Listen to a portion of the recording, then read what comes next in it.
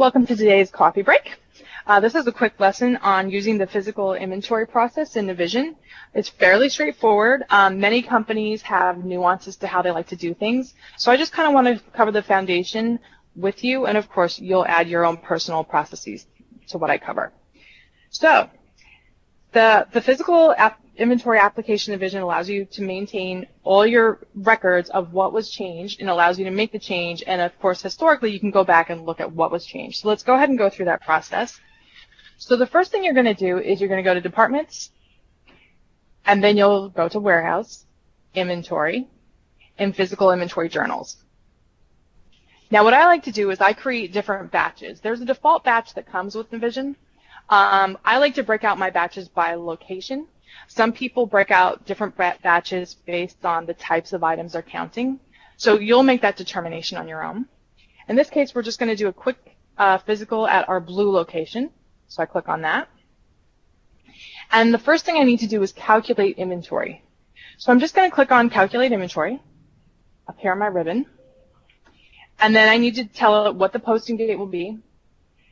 And there needs to be a document number. The next thing is kind of important. These two fields are nice, actually. We have items not on inventory, and what that does is, let's say that you have a zero quantity on hand. You still want to include it in the count sheets because maybe there's a problem and you actually have something in the warehouse. So this will help you identify items that have a zero quantity on hand, but that have had transactions in the past. So at some point they were sold or purchased, or there was an item journal for that item. The next one is include items without transactions. So this will include items even if there's never been a transaction posted in the system. For today, I'm just going to include items that have a zero quantity on hand. If you're using dimensions and you want to filter by dimensions, you certainly can do that in this field. And then, of course, in this case, I only want to count my blue location, so I've created a location filter here for my blue warehouse. So I click OK, and it does this calculation. So what it does is it brings in the quantity that's calculated. That's the quantity that Navision thinks you have on hand. And then you have this column over here, the quantity physical inventory, and that is actually what you end up counting. So what they've done is they've pre-populated that field for you. That way, if there isn't any difference and you actually count the same amount, you don't have to make any changes. You're really going to only come in here and change the counts for things that are more or less than what Navision thought it had on hand. Now, before you do that, you need to print your count sheets. So there are two different places to do that. One is right here in the journal. You can click on Print. And there's an option here that says Show Calculated Quantity.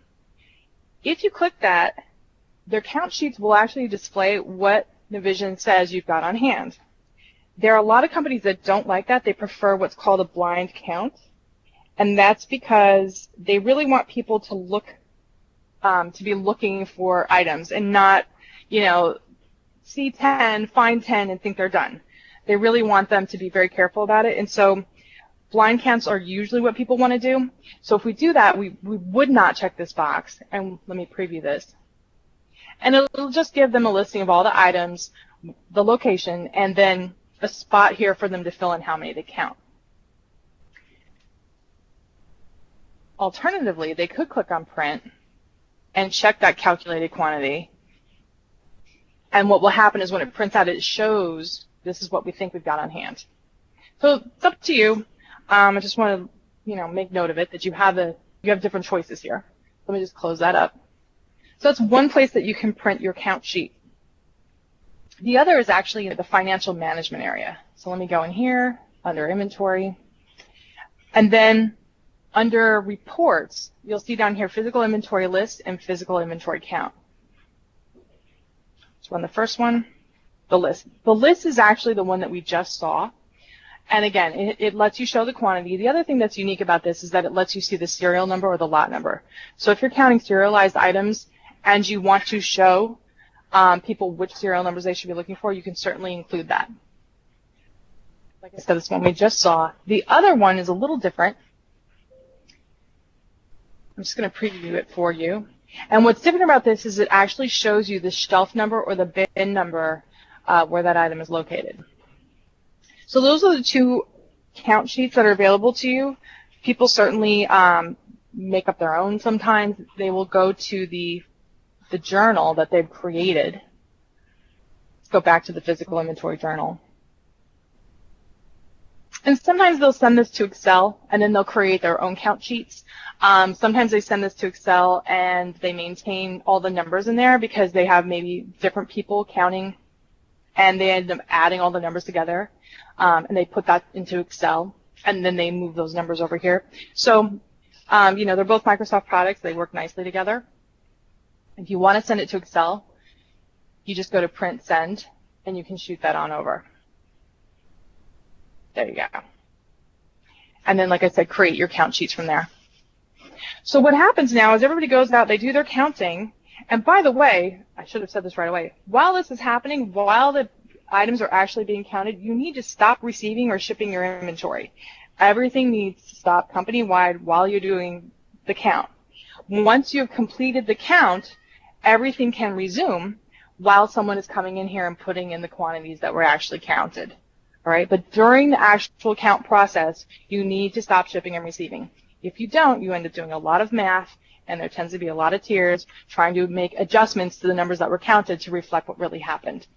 So, just a word of caution, you really should stop. All right, so now what happens is you've got your count sheets back, and you come in here, and you're just going to adjust the quantities that need to be adjusted. So let's say that this Athens desk is still 0, that's fine. This chair, we actually found 55. And what happens when I put in the quantity of 55 is it actually makes an adjusting quantity over here. So you'll see this quantity change when you make a change. The other thing I want to show you is if it's less, you see a 1 over here. Say we counted 70 instead of 71. And over here on the entry type, it flips it to be a negative adjustment. So it knows, okay, you put in less, we need to do a negative adjustment of 1. So there's some intelligence here. And it makes it easier for you to just go down the row and enter your count quantities. So once you've completed the task, you of course can post, but before that, what I like to do is print a test report. You can do a post and print, and what people like to do is they actually like to do the post and print and save it as a PDF, and that way they've got it as sort of a discrepancy report that they can keep on hand.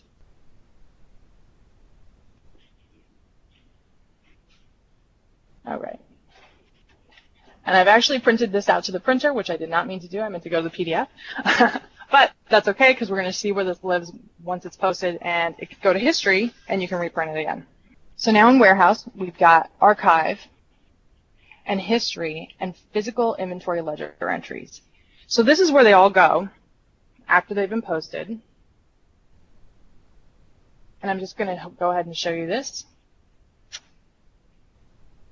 It shows you all the entries that were made when you posted that particular batch. So you do have a history of it within the system. Now there's a quick note I want to make on the posting dates. In your general ledger setup, you have an allowable date range of when you're allowed to post. So let's go ahead and bring that up.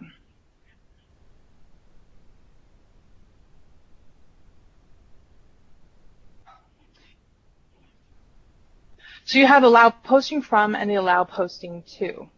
You want that to be the current period that you're posting in. And the reason you want to do that is, let's say that we're doing a count in September. If I've set this to the year, and there's an adjustment made, so I post my physical inventory and it adjusts the quantity on hand, it will actually make an adjustment to the system using the first date available in these fields. So it's going to make the adjustment on the first of the year if I have it set like this. If I change it to be the current month, the month that I'm performing the physical in, then it will use the first day of the month in the current month, the month that the physical was actually performed. So it's really important for you to make sure that this date range is for the month that the physical is occurring and that it's going to be posted. Only because if it makes any adjustments to the GL, any financial adjustments because of the inventory changes, we want to make sure that it hits in that same month. And this is the date that it looks at. All right, that concludes our coffee break on using Navision for your physical inventory. Good luck to you. And of course, we're always available for questions. It's a highly nuanced process, and we understand that you probably want to review it before you dive into it. Thanks, guys. Thanks for watching this ArcherPoint video. If you found it helpful, make sure to check out our website and blog at www.archerpoint.com. Additionally, if you have any questions regarding our products, services, or information in this video, feel free to email us at info@archerpoint.com. Thanks.